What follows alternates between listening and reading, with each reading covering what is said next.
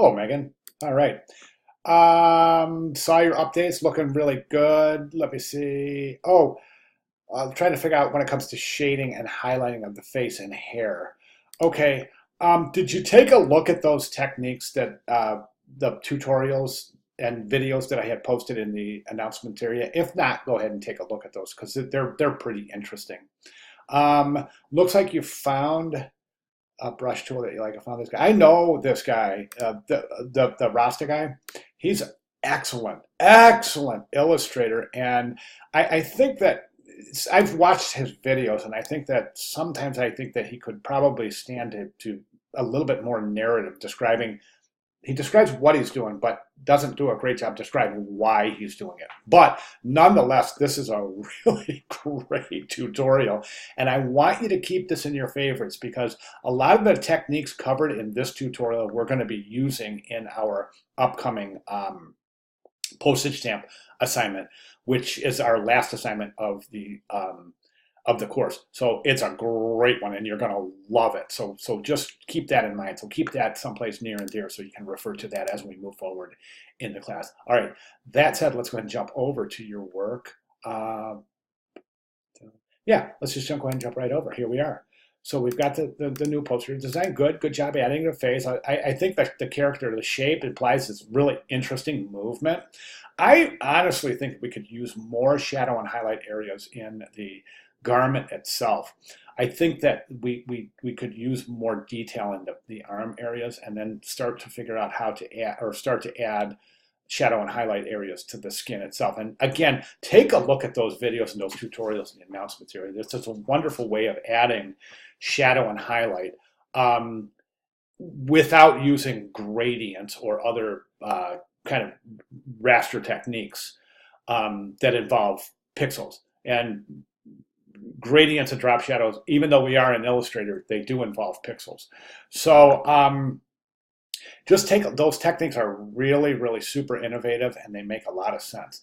Face looks good. I think we need more detail in the hair, shadow and highlight areas, detail in the line work. That hand, I would definitely recommend detail in the hand. Definitely highlight shadow areas in the plants, more detail in here. What we're trying to establish here is depth, dimension, and volume. And we do so through the establishing light source, specifically making it apparent where the light is at its highlight and where it's its shadow area. Also, shadow and highlight not only enhances depth, dimension, and volume, it also it creates an inherent movement in the piece as well. And that's where we start to really get to engaging illustrative techniques is when we can imply movement, when we can imply depth, dimension, and volume, making it almost a 3D space on a two-dimensional platform. Do you see what I'm saying? So it's really critical techniques to establish depth, dimension, and volume in any digital illustration, any illustration at all for that matter, unless you're going for a completely flat depiction. And we see that sometimes in the development of icons, which is great, it's fine. But in a scene like this, where there is going to be inherent depth, dimension, and volume. It's a three-dimensional scene depicted on a two-dimensional plane, so we want to try to preserve any sort of semblance of three-dimensionality as possible. And that's the reasoning behind the development of shadow and highlight areas, and also the development of shadow highlight and changes in areas in the garment itself that would indicate folds in the garment that would indicate movement in the character. Okay, I hope that description makes sense. Yeah, plants. I would recommend this. So let's fill out the back. Even though it's really not going to see it, it will register. But see how this just kind of curved right here? If we had another curve right back there that would kind of connect this right here, it would add a little depth and volume to that piece, and then you could add a shadow in there. And I think that let's try to get some lines in the plants, some shadow and highlight areas there as well. Okay, so this all to me points to just further detail and working out some fine detail in the piece itself. So keep working, you're getting there. I mean, every week is just vast improvements over the previous week. So You know, I know this is not a type class, but I just kind of want to address typography a little bit.